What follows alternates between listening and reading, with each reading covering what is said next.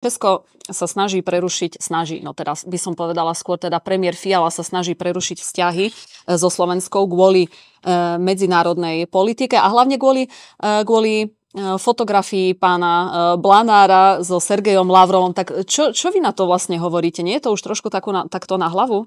Pozrite, mne toto lokajstvo české niekedy prípada tak, ako keď sa pchali do zadnice Hitlerovi. Správanie Emanuela Moravca. Presne ako, že v tejto rovine vojnového štváčstva a v rovine úplného lokaja. Keď niekto chce prezentovať otrockú poslušnosť Bruselu v smere vojnovej zahraničnej politiky, tak ja som kandidátom mieru.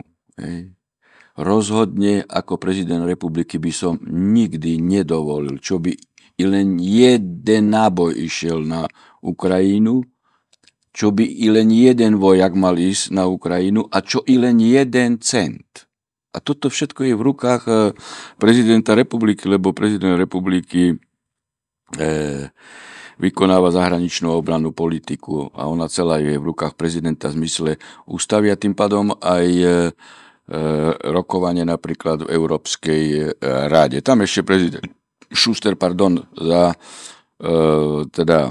delegoval tú právomoc zasadať v Európskej rade premiérovi, ale to môže prezident kedykoľvek zobrať späť. A tým pádom robí svoju vlastnú zahraničnú politiku ten, ktorý štát. Veď toto, čo robí Európska únia a čo prisluhuje otrocky aj český prezident a český premiér, to je úplne trapné. Veď zahraničná obranná politika je výlučne v kompetencii členských štátov a žiaden členský štát nie je povinný otrocky plniť pokyny Bruselu. Budeme vyzbrojovať banderovcov na Ukrajine, budeme im dávať zbranie, posielať finančné balíčky. Tu treba povedať občanom členských štátov EÚ, že ani jeden cent tých peňazí, ktoré išli na Ukrajinu, sa nevráti. To sú do vody hodené peniaze.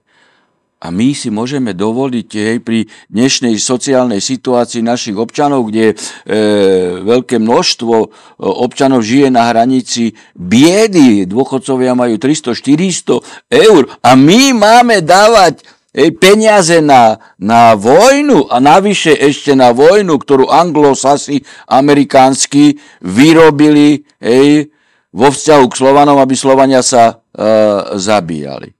Že si Američania odchádzajú a teraz preniesli finančné bremeno na Európsku úniu a pajaci takí ako Fiala a Peter Pavel ako s tým súhlasia. A keď slovenský premiér povie, že nie, tak začnú na neho útočiť. V tomto smere so slovenským premiérom jednoznačne súhlasím a ja by som bol aj proti finančnému balíčku.